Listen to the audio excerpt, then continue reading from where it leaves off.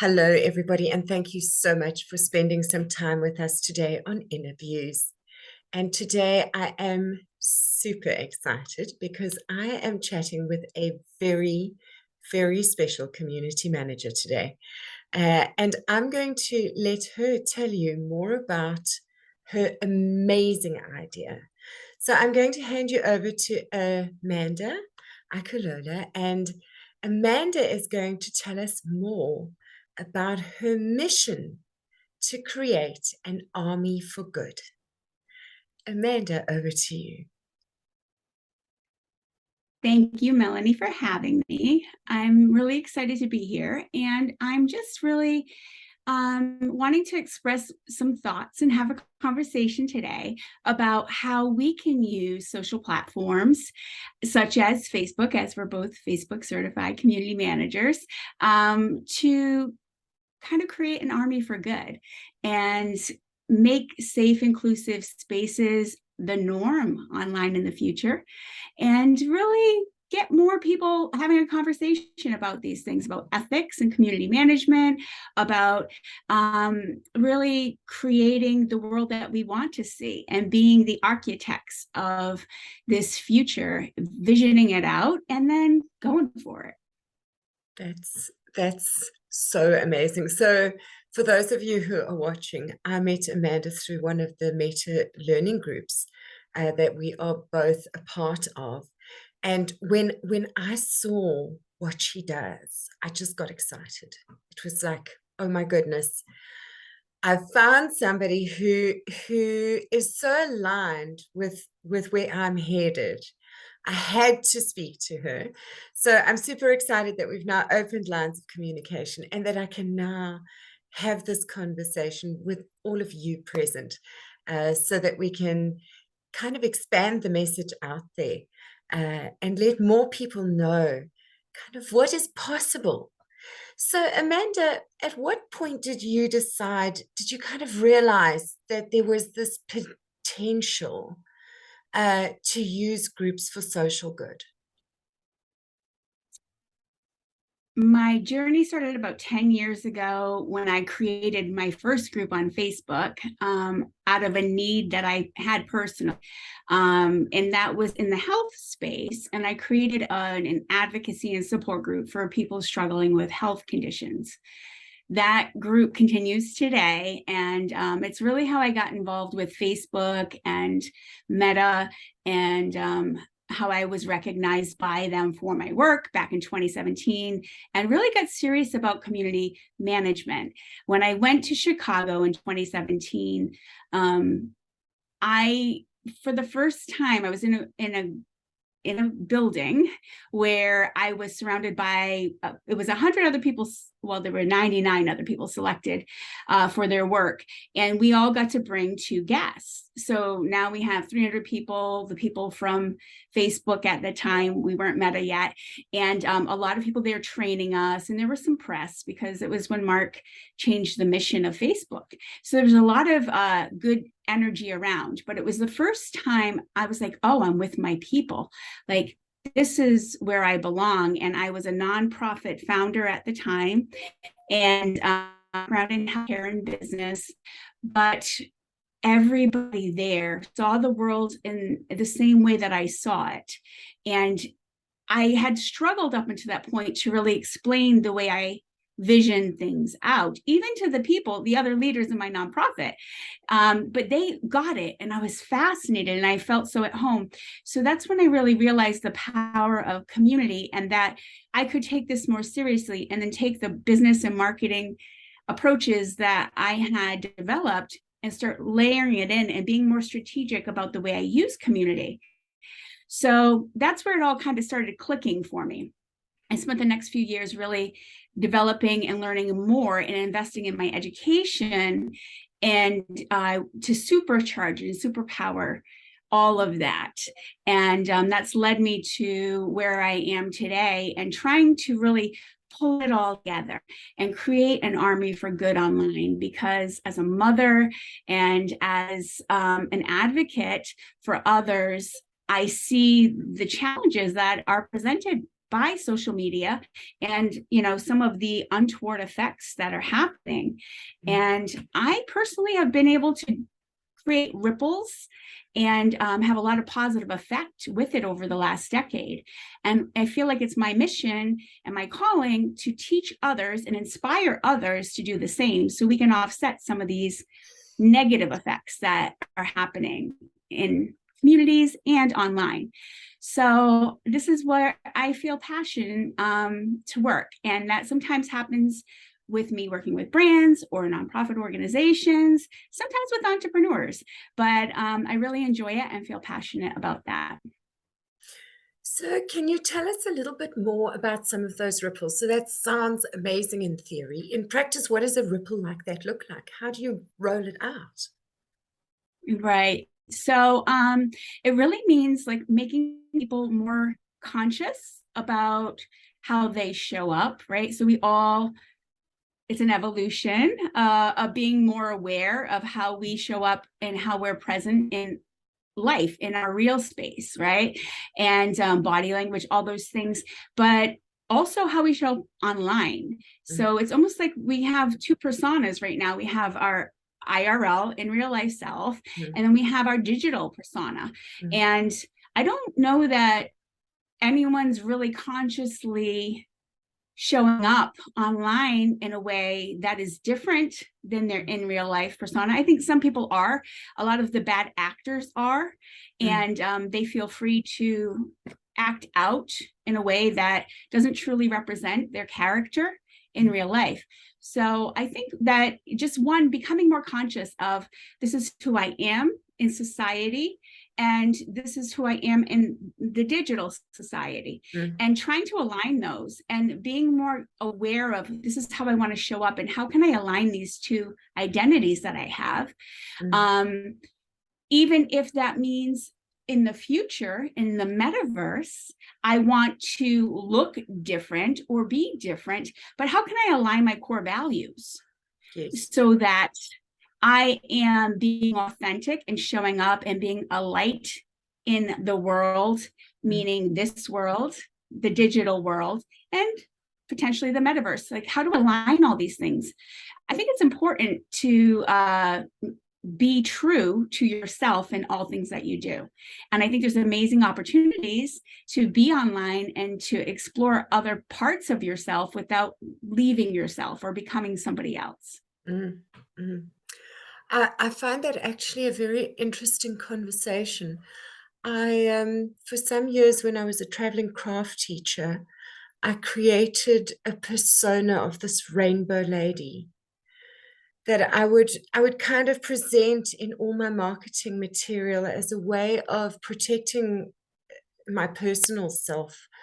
And I think that's what happens with a lot of people online is they create that persona and then maybe sometimes it almost runs away with them. Right. Right. And it can be very detrimental to your mental health, sometimes to your physical health, right? And people can get really carried away with that online persona. And so showing up and like just being conscious, I think it can happen without people realizing it.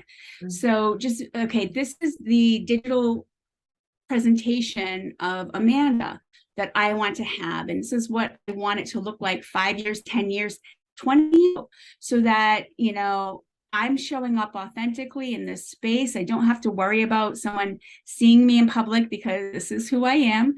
And I don't have to carry this burden of not being authentic long term. And I'm not doing anything there that's going to harm my real life, whether financially, emotionally, relationship wise, not worrying about what my children might see in 20 years, even though I may not have children at this point, future employers, things of that sort. So just like being conscious of like, okay, this is how I show up in life. This is how I show up at work.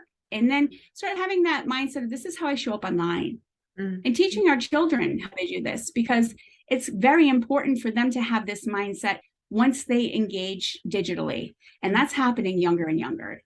Do you think that the digital space is forcing us to be more self-aware because we spend more time looking at ourselves in the camera on Zoom and places like that? Yes, I think it is. And I think it's, well, I think it is for it. It can go either way. It can make you check out. Mm. And I think a lot of people use it to kind of zone out and attach to strangers in unhealthy ways. Okay. And so I think, there's a time and place for everything. Mm. And I think we're seeing a lot of that, right now. It's really great when you feel alone in the world, when you're isolated, or you feel like I've got people around me, but I cannot relate to them. They can't relate to me. To be able to find somebody that you just vibe with, like we're the world apart, but we met and we just instantly connected, right? Because we have a lot of values that align and interests and hobbies, and we're creatives. So that's a You, great you thing. don't know it yet. I've signed up in your army. Awesome. Point me in the So right direction.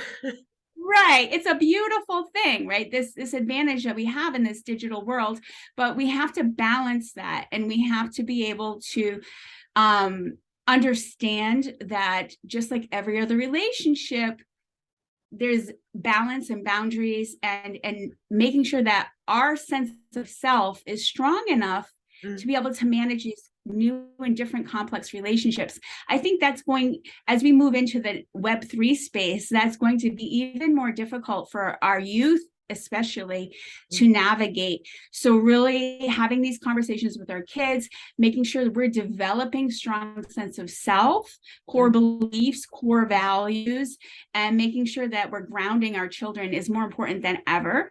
And even as adults, grounding ourselves and saying, okay, I'm going to be in a pretend state of mind in these spaces for a certain amount of time per day. But then I've got to come back to my reality and make sure I'm grounded. And then how can I take so many pieces of me that even if I want to show up as a unicorn in the metaverse, because that's my fantasy, well, how do I take pieces of myself that are authentic, my core beliefs, and incorporate that in unicorn? So I'm not totally abandoning who I am. Those are the questions I have. Why do you think it's important that we remain connected at all? So then the conversation, why not, if none of it's real in this imaginary space that we're creating, why can't all of it be fake? I think it can be, but I think when I'm thinking about this future and I have these questions and I don't have the answers, these are questions I'm having. We talk about the issues we're already having on social, where people create these multiple, sometimes personas that they feel free to act in different personalities with. We're having a lot of toxicity online. We're having there's no accountability. There's no responsibility for the way they're acting. So a lot of bad actors are showing up. And some of these bad actors online live very different life in society. So there needs to be some ethical and moral standards for these spaces that we're creating, so that we don't do harm to each other as a society.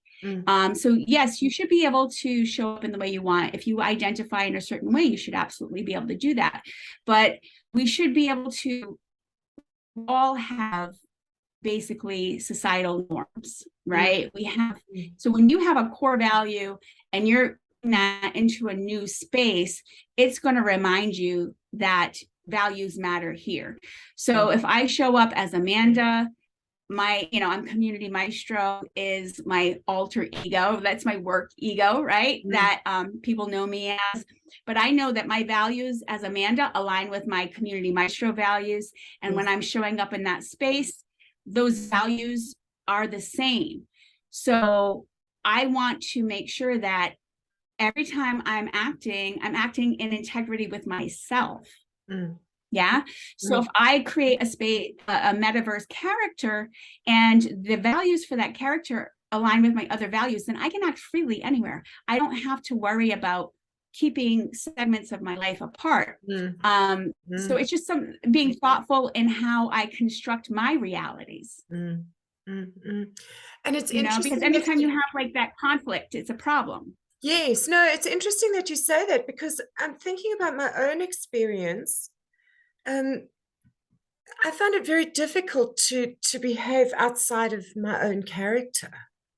I find it so it was quite funny. The other day I played Dungeons and Dragons with a group of friends for the very first time. And I had this weird moment where I found it very hard to not be me.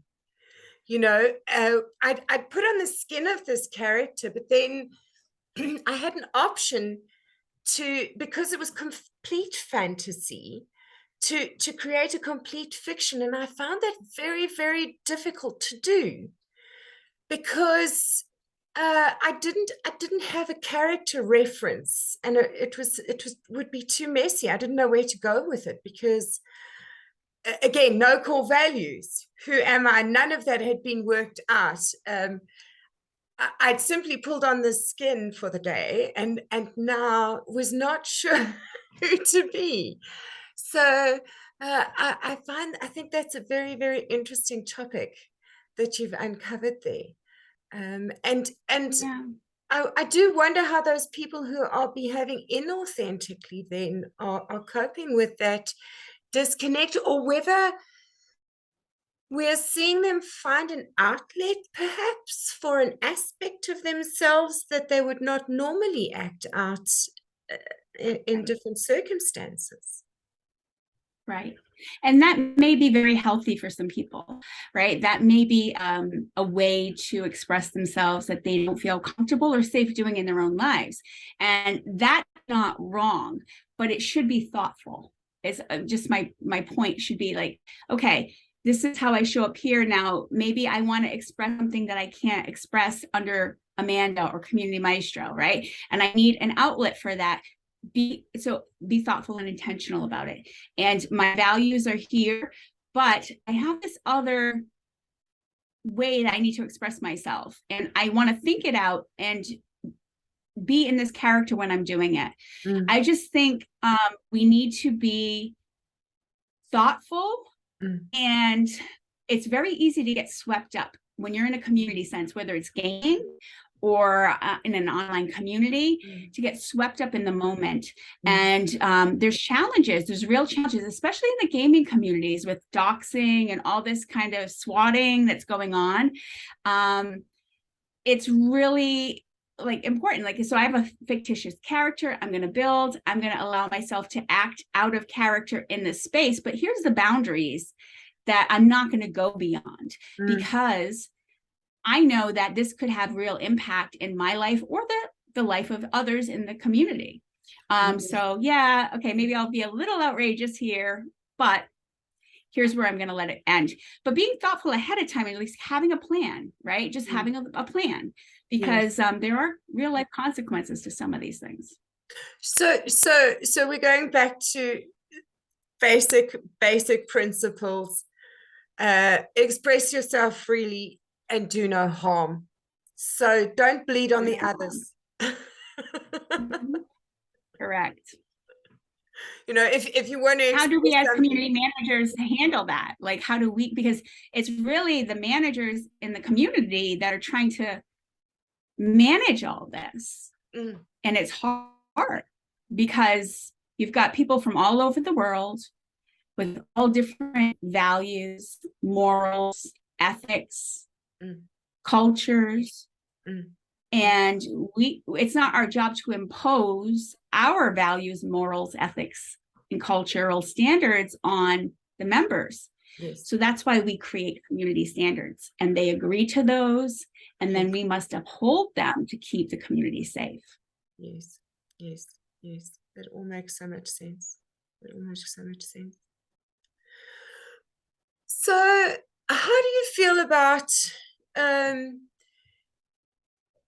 people who come into the community? Because I've got a lot of people in my communities who are maybe a bit older and not so savvy about tech. They don't know the first thing about Facebook, and their technology and how anything works. It was wonderful. One lady in one of my groups the other day said she's a young 89 years old and learning how to use her computer. So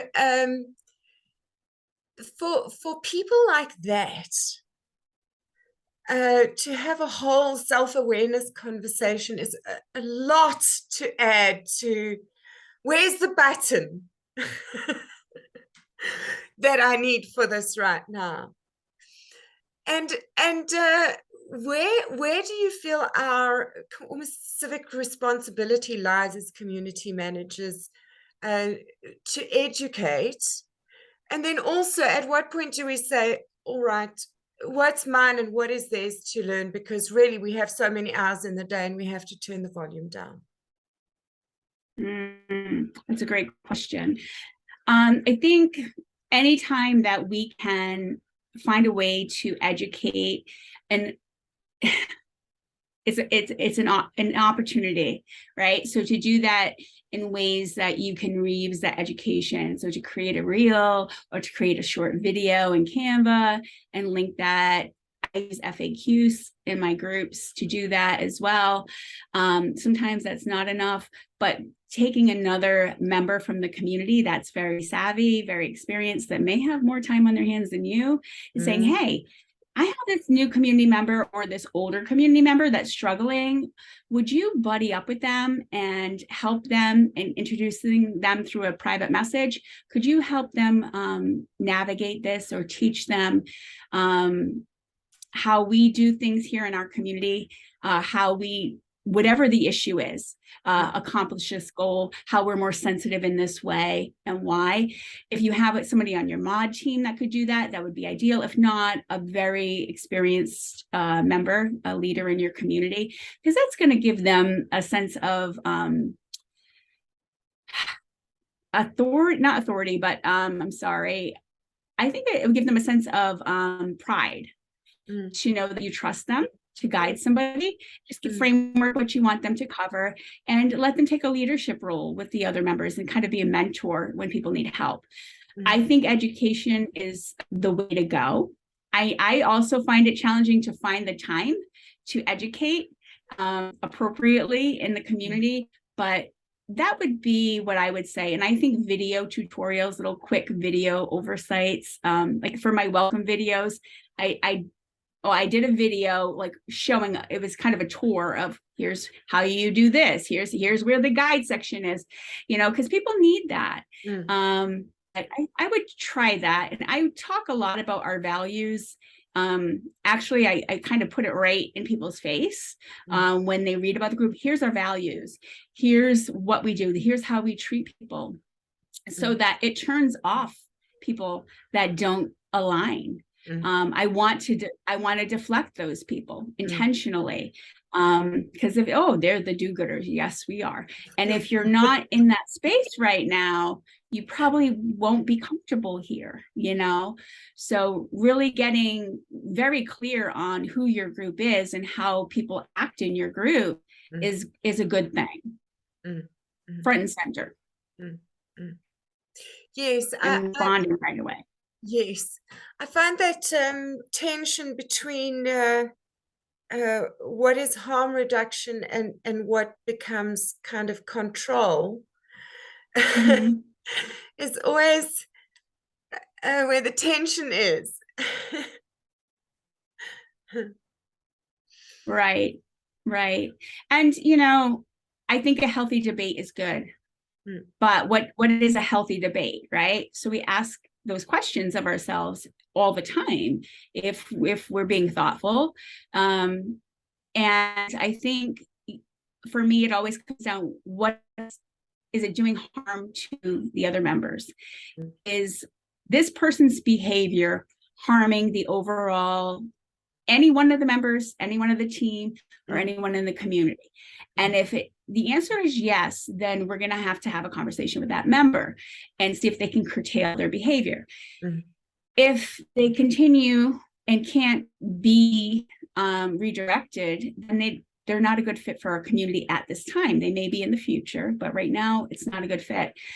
So it's the community that you've built and that you're managing, but it's also like sometimes you have to think bigger scale, the community at large. Is this Yes. affecting the other communities, our partners, and overall the community at large? Yes. So we have to think big. We have to be considerate of others that are playing in our spaces as well as ourselves. Yes. Yes. I do think it's a valuable skill for community managers to be able to switch from the macro back to the micro and back like that, back and forth the whole time. I think it's a very, very, very valuable skill. So Amanda, I feel like you've already given us a lot to think about, and I feel like this should be a series of conversations. A lot to unpack. So I think I'm going to wrap it up for now. Okay. Because you've given us a lot to talk about, and there's some things that you've touched on that I'd actually like to circle back to as whole episodes. If you Okay. have the I'm time. here for it. I do. If you have the time. And maybe for our parting question, the last question that I would like to ask you, that I would like you to expand on at length for me, is if there is anybody who is watching who would like to become a member of your army for good, how do they do that? Where do they begin? What do you suggest? Okay, perfect. All right. So there's 10 ways that anybody can start making a positive impact online. So first thing is to educate yourself. So really like get in to whatever platform that you frequent, and really start understanding how the platform works, what the challenges are on the platform, and where the platform really excels, right? And make sure that you have the best practices, and you can typically Google this stuff, like what are the best practices on this platform for me to engage in a healthy way with others. So make sure that one, you educate yourself, two, that you're practicing self-care. Okay, that means you've got to take care of you and show up rested and as your best self. And a lot of that means disengaging when you're tired. For me, it's like 2 a.m., something goes off in the group. The best thing for me is to not respond or just close comments. You know, for me, it's when I don't have my glasses on. I can do some real damage trying to type on my phone without my glasses. So it's self-care. Am I rested? Am I well? Am I emotionally too involved in this conversation? Do I need to take a minute for myself? Right. So making sure all the self-care is in place so that you don't burn out and you can be balanced and be a leader. When you don't have to be a community manager to be a leader. When you're engaging online, your behavior can lead others and be part of the culture. So advocate for others. When you see something going down, you need to report it. And that's why you need to educate yourself on the platform. You need to know how to report things. And you need to alert the admins or whoever's in charge of the platform you're on when bad behavior happens, if someone's being attacked, right? Step in, do what's right, and show up for other people. Don't be part of the gang. Just don't be part of the gang, okay? Use the tools that exist to report things. So again, goes back to the education, and then start building safe spaces. I got involved in this because I just wanted to build a safe space 10 years ago that didn't exist. You don't have to be Einstein. You don't need degrees. Build a safe space and get started. Be part of the solution. Curate inclusive communities. All right. Build places that are inclusive for people, you know, and that can be age, it can be race, it can be a lot of different things, but there's a lot of really marginalized communities out there. And then intentionally engage when you're online. Do not click on like or comment on things that you don't want to see, because engagement engages the algorithms. So when you see things that are outrageous, don't comment, ignore it. because they do that intentionally to get you engaged, right? So be intentional with your engagement, support socially conscious brands, support the things you want to see more of, and engage, like, and say, hey, love this ad or whatever. Engage there, support them online, get involved in this conversation and other things that you're passionate about. And if the conversation's not being had, start the conversation, contact Melanie and start the conversation. And of course, volunteer. If you're passionate and you want experience and you don't know how to get started, there's so many organizations that are struggling for help. Get out there, volunteer to intern, and learn how to get started. You can reach me anytime if you need an organization to volunteer for. I can connect you. And I'm at Community Maestro on all digital platforms or communitymaestro.com. And for everybody watching, I will put all of that information in the comments of this video in the description. So you don't have to look for it. It will all be in the description of the video on YouTube. Amanda, thank you for that incredible list. Thank you for your energy and passion for your topic. And thank you for your mindful and intentional time today. It was such a gift. Thank you for having me. And thank you to all of you who are watching today. I appreciate it very much. And look out for more of these community manager focused episodes on interviews coming up over the next few months. Have a wonderful day.